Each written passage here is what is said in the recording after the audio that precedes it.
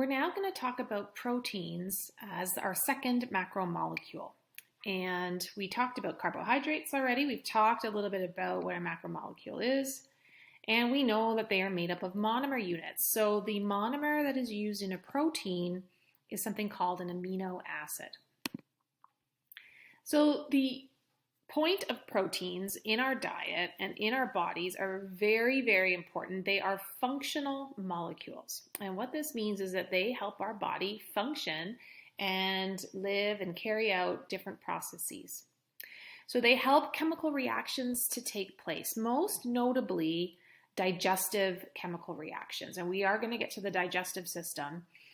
As we consume food, we need to break our food molecules down into these three basic types of macromolecules. So we need to break down the carbohydrates, we need to break down the proteins, we need to break down the fats. And proteins, some aspects of proteins, not all of them, actually are classed as enzymes. Not all of them, but some of them are. And they will help us break down these three groups of macromolecules. They help repair and maintain the cell. So you'll remember in grade 10 science, we did a unit in biology on systems, and we started with the cell, and we talked about animal cells, we talked about plant cells. Proteins are so important in the maintenance of our cells. They help transport materials around the body. And then there are some examples of proteins here. So if we just go through the list, amylase is a protein that is an enzyme, and it is present in your saliva. As soon as you start chewing food, you produce more saliva, and within that saliva, you have this amylase compound, and it starts to break down your food, okay? So if anyone has ever, I think of the classic experiment of eating a Premium Plus cracker. Okay, so if you eat one of those crackers, you'll know what I mean. They look like a square. They're pretty bland tasting. But particularly if you eat an unsalted one and you chew it and chew it and chew it and chew it, okay, for many, many minutes, it will just taste awful and it'll feel disgusting in your mouth because it'll be like a mushy ball of food, paste, basically. But it is made up of starch. And what will happen over time is your amylase will start to break it down. And after many minutes, okay, so like 5 minutes or so, if we were in class, we would be doing this together for sure.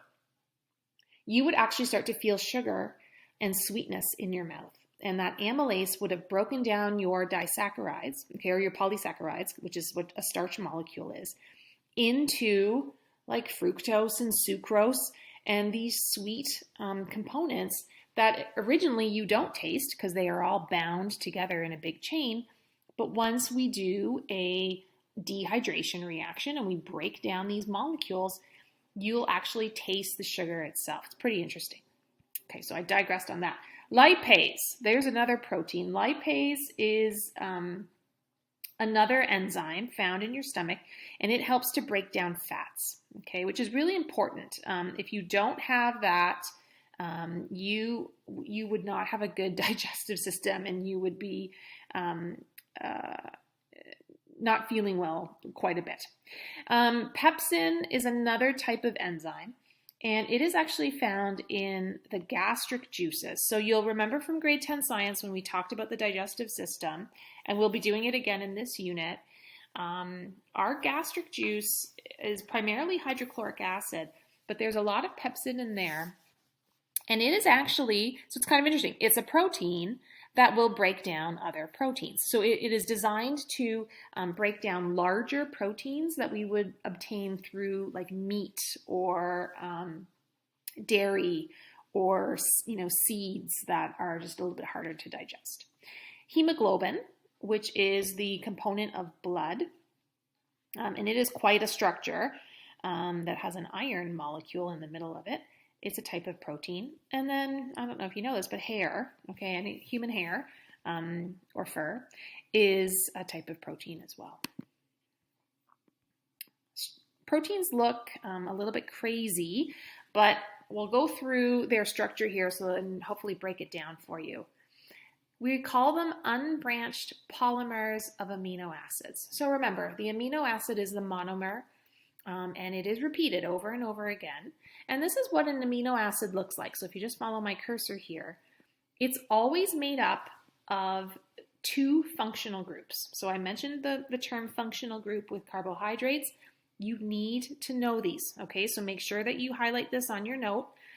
There is a carboxyl group, and you'll see this carboxyl group right here in red. It's a carbon double bonded to an oxygen, and it also is bonded immediately to a hydroxyl group, an OH here. So collectively, the three of them, they call the C double bond O a carbonyl group, and they call the OH a hydroxyl. So then they merge the names.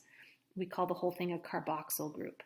Over here, this blue part, we call that an amino group. And this is where the amino acids comes from. So the amino group is the nitrogen and the two hydrogens. This carboxyl group right here is actually acidic. This hydrogen on the end of the structure is acidic, and it can come off and it can float around. And this is how you can measure the pH of amino acids if you wanted to, or if you could. So this is why they call it an amino acid, because it's made up of an amino group, and it's made up of this carboxyl group, which, again, in organic chemistry, everyone knows a carboxyl group is acidic. You might have some side chains here of carbons, okay? This is what this means. That R is not an element, okay, on the periodic table. R stands for any number of carbons that might be attached there. Could be 1, it could be 10, it could be a ring structure of 5, like it could be any kind of combination. But the idea is that you notice an amino group, a carbon in between, and then a carboxyl on the other side, okay? So amino acids are small molecules containing a central carbon atom right here, all right, and then a side chain of carbons over here. There are 20 amino acids found in human food. And this is what we need to be consuming, or 20 amino acids, on a daily basis or semi-regularly. 8 of those are what we call essential amino acids. And what that means is our bodies do not produce them. So of the 20, our body produces 12 of them. The other 8 we can only get from our diet. And the body produces the other 12 in the cells. If you remember from, again, grade 10 science and the cell, something called ribosomes. Ribosomes are present on the endoplasmic reticulum of the cell, and ribosomes' main function is to create proteins. Okay, so a really important part of the cell, we probably would have touched on it in grade 10, but we really didn't focus on the ribosomes too much. That now gets covered more in these senior classes. And again, we're not a biology class, we're a science class, so we just highlight that for you. Here again is just sort of your chain, okay, your polymer chain. Remember, polymer is many monomers repeated, and you can see there's a repeating pattern of molecules going around. Here are some examples of some different kinds of amino acids. We're not going to study them. But you, again, notice here the basic structure of the amino acid. There's the amino group. There's that central carbon in the middle. There's the carboxyl portion. And then this R group could have, anything attached to it. So these amino acids go through a synthesis reaction, so a dehydration reaction, just like what we covered in our macromolecules note. So they remove water molecules, and then they'll link all those amino acids together, and we call them peptide bonds specifically. And we now will make what we call a polypeptide. And here's an example of one, and I know it looks a bit weird. There's like numbers and different letters. Just ignore that. That's just sort of referring to the different amino acids that you could have all linked together. And so these amino acids will go through this dehydration reaction, okay, that we've covered already. And you'll get, hundreds and thousands of amino acids linked together in like a massive, massive chain of proteins.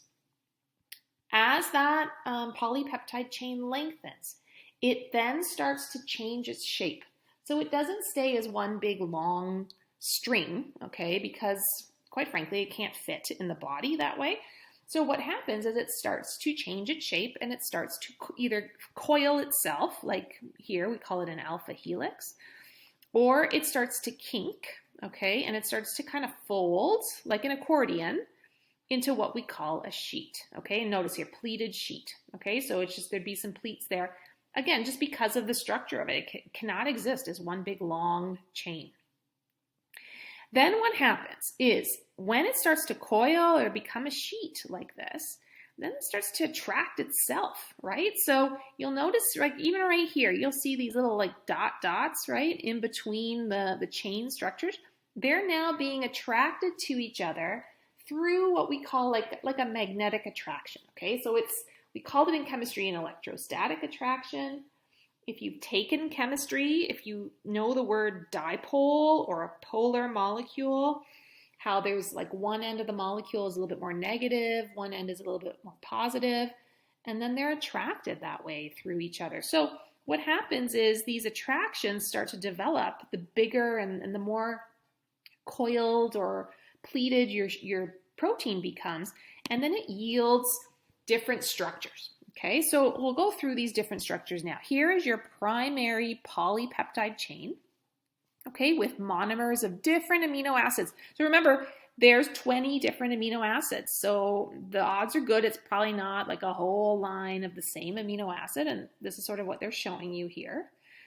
Then it gets really long, so it starts to coil on itself, and this is what we call a secondary protein. Now, it can also form a sheet, okay, but they tend to primarily coil, okay, so just be aware of that. And then here where it says by hydrogen bonding, it's not an actual bond. What it is as I showed you in that previous slide, it's like little attractions between the amino acids, magnetic attractions that are holding them together. Then as we get a coil, and that gets bigger and bigger and bigger, then the coil starts like folding on itself. And you'll see here's the coil, okay? And now it's becoming attracted to like another part that's coiled up. And it starts to get into a sort of an ugly looking big molecule. And this we call a tertiary protein. And then the last type of structure is if you had a tertiary protein and then a different tertiary protein. So here's one tertiary protein. Here's the same kind of tertiary protein, but the blue one would be a different kind of tertiary protein. And this is where it says two or more chains associating. And again, they're all attracted to each other through these like magnetic attractions. It looks really weird. They look like intestines, right? If you think of like small intestines, how they're all folded up on themselves, but they're not really like that. They are just these chains and these coils of proteins. It's really remarkable, but they become really, really large, okay, these proteins. Here's another example of just the nature of these attractions between the amino acids and these polypeptide chains. So here's your polypeptide chain, okay? And remember we said hair is a type of protein. So within your hair strand, you'll have these little bundles, okay, within your hair strand. And within these bundles, you'll have these protein strands that are there.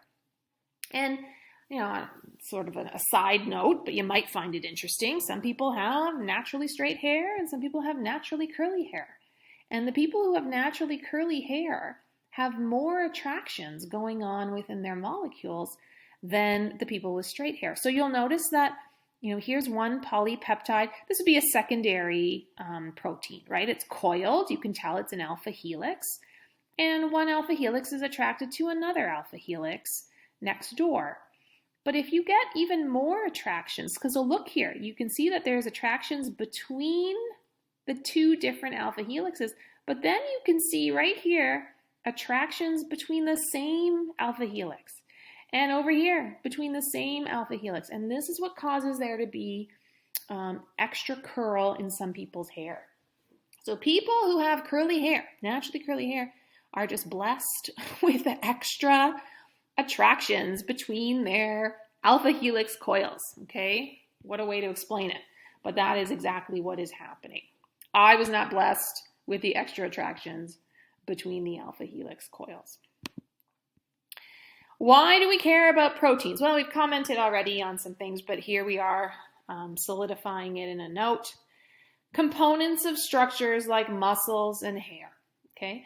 They are enzymes used as catalysts in chemical reactions. They help transport materials throughout the body, like oxygen and carbon dioxide. This happens when in cells, okay? So again, proteins are receptors on cell membranes, and they allow things to pass through the cell membrane, so into and out of the cell. They're very, very important that way. They are involved in keeping you healthy by producing antibodies that destroy foreign bacteria and viruses. So this is an important thing. We haven't really touched on that, but we will in the next unit when we talk about that very thing, right? Pathogens and disease. Here's a nice graphic right here that just sort of shows you again some of the differences that proteins can provide for function in the body. Proteins are the second largest component of the human body, second only to water, which is really remarkable. So we need a lot of water. We'll touch on that later on in the unit. But they're the second largest component of the human body. And that's because, like, if you think of all the muscle that we have in our body, muscles are made up of proteins. And, you know, there's a lot, right? There's more muscle that you would have than you would have bone, right? Because it's the covering of it. So, I mean, it does make sense that it's the second largest component. So just to recap the functions, okay, structural component of cells, present in enzymes. We need it for growth and repair. Communication. So hormones tend to be actually more fats, and we'll talk about that in the next lesson. But you can have some proteins that are hormones as well. And the role of a hormone is to communicate to the body and tell it to do things. Okay, so they are important. Cell receptors, I've mentioned that already, that the proteins are within the cell membrane, and they kind of act like guards, right, at the cell membrane. And it's like border security in a way. They allow things to come in or out of the cell, and they do not allow foreign things in. Proteins can be used as an energy source, not nearly to the degree that carbohydrates are, but you can use them as an energy source. And we mentioned with carbohydrates, like the carbon, hydrogen, oxygen ratio. Like in a carbohydrate, it's a 1 to 2 to 1 ratio for those three elements. There isn't really a reliable ratio with proteins, so we're not going to worry about it. Okay, dietary recommendations. So you'll notice here that only 12% of calories should be coming from protein. And this is an interesting stat because we are going to talk about diets coming up, but lots of people like a protein-rich diet, and that's good to a degree, but it's also unnecessary to a degree as well. The 8 essential amino acids, remember, there's 20 altogether that you need. We make 12 of them from our ribosomes on the endoplasmic reticulum. But the other 8 that we need, we have to get them from our food. And you can get that from lean sources of animal protein. So if we come over here, like chicken and turkey, or we can do complementary plant proteins. So if you took a nutrition course, they talk about this in a bit more detail, but it's best to do a complement, okay? So having beans with grains at the same time, there is something about the combination of that, both of those foods, that will ensure that you get those 8. It may also have to do with like absorption of them. I'm not quite exactly sure on that second part, but beans and seeds as well. There's, again, complementary foods that will enable you to get all 8 of them. And foods that have a high protein content include beef, chicken, fish, pork, beans, milk and cheese, and nuts and seeds. So you'll see them there. Okay, applying your knowledge. Oh, one thing, sorry, I'm just going to go back here. People who are vegetarian and people who are vegan in particular need to worry about the whole amino acid, like the 8 essential amino acids. People who do not eat meat, so right here, if you go to our picture, take away the red meat, the turkey, the chicken. They have to load up now on, some dairy here. There's cheese and yogurt, there's eggs and nuts, some vegetables, but not a lot of vegetables are high in protein. People who are vegan now take away the chicken, the turkey, the red meat, but now take away the yogurt, the eggs, and the cheese as well. And you'll see that the diet starts to dwindle and you don't have as many choices. So I just mentioned that because if you are a vegetarian or a vegan, you need, and you probably know that already, you need to be aware of the foods that you eat to satisfy obtaining these 8 essential amino acids. Okay, that's it for proteins. So applying our knowledge, you're going to answer these questions on your note. Which protein structures results from strong attractions within the polypeptide chains? Which structure involves an association of 2 or more protein chains? Which structure describes the linear sequence of amino acids? What are 3 good sources of proteins in the diet? How many amino acids are essential? I think that might be it. It is. Okay, there's your note on proteins.